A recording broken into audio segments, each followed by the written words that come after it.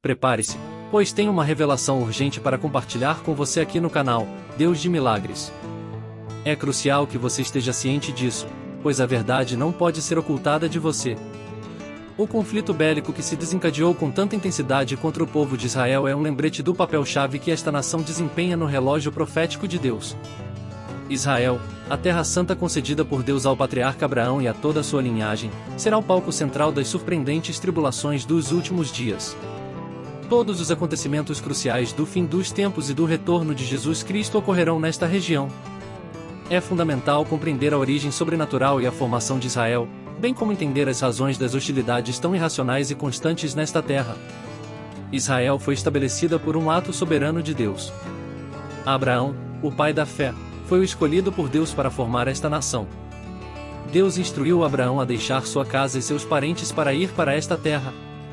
Isso pode ser visto em Gênesis capítulo 12 verso 1. Deixa tua terra, tua parentela e a casa de teu pai e vai para a terra que eu te indicar.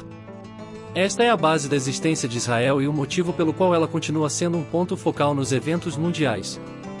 No versículo 7, uma vez que Abraão chegou à terra, fica claro que este local também seria para sua descendência. Então o Senhor apareceu a Abraão e disse: darei esta terra a ti e à tua descendência. Abraão construiu ali um altar e o dedicou ao Senhor. Esta promessa de Deus dada a Abraão e seus descendentes tem dois significados fundamentais que nos ajudarão a entender os constantes conflitos nesta área e seu passado espiritual. A descendência de Abraão tem dois aspectos fundamentais, o terrestre e o espiritual.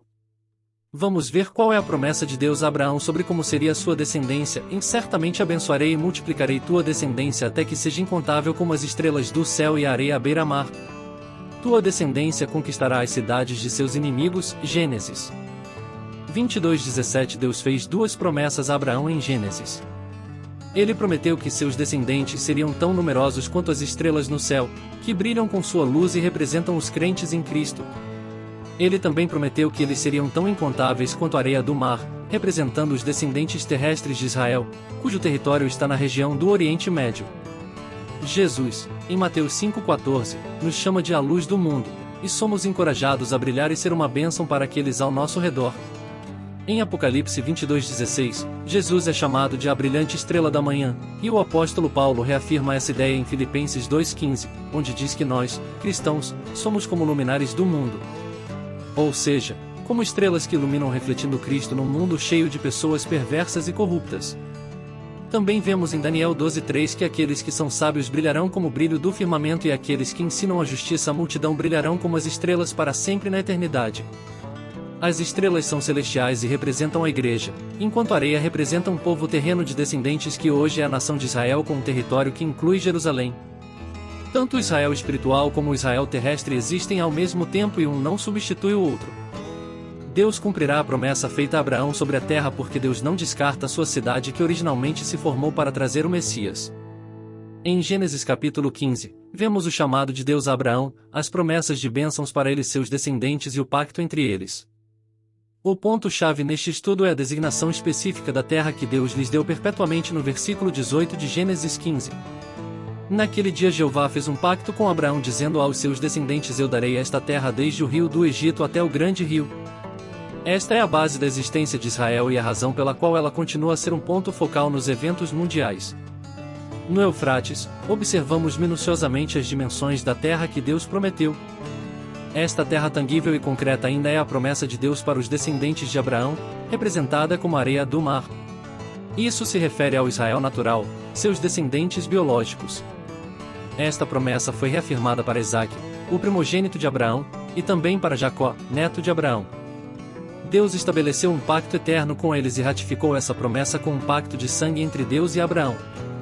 Neste ato, Deus deixou claro que este pacto não dependia do comportamento do povo de Israel, mas era incondicional e eterno. Mesmo se o povo se rebelasse contra os mandamentos de Deus, esta aliança não seria rompida. O mais surpreendente é que essa profecia bíblica dos últimos dias se cumpriu quando o povo de Israel se tornou uma nação novamente em um único dia, marcando o início dos tempos finais. O conflito atual tem suas raízes mais profundas em Abraão e sua esposa Sara, que não podiam ter filhos. Deus prometeu que Sara daria à luz, mas eles concordaram que Abraão teria um filho com sua escrava egípcia Agar, nascendo Ismael. No entanto, a promessa de Deus estava com Isaque, filho de sua esposa Sara. Quando Sara milagrosamente se curou de sua esterilidade e ficou grávida de Isaque, Deus prometeu a Abraão que sua descendência herdaria a terra de Canaã, que inclui o que é hoje conhecido como Israel e os territórios palestinos. O atual conflito entre Israel e os palestinos tem suas raízes na disputa pela terra e autodeterminação. Israel foi estabelecida como nação. Em 1948 isso resultou em um conflito com a população palestina que já residia na região, gerando um grande número de refugiados palestinos. Este conflito envolve disputas territoriais, controle de direitos, autodeterminação de Jerusalém e muitos outros tópicos complexos. A busca por uma solução pacífica e sustentável para a faixa de Gaza é um desafio constante. O adversário do povo de Israel deseja tomar o que Deus lhes deu. É uma tentativa de ataque, mas Deus defenderá Israel. Eles podem tentar 1000 vezes, mas não terão sucesso. Israel é o epicentro de muitas profecias bíblicas e um lugar central na aliança de Deus com Abraão. É uma terra escolhida por Deus e o centro espiritual do mundo.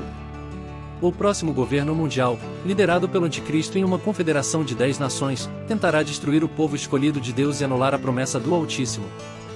O Anticristo e o falso profeta serão julgados por Deus e ninguém pode roubar o que pertence ao povo que Deus escolheu.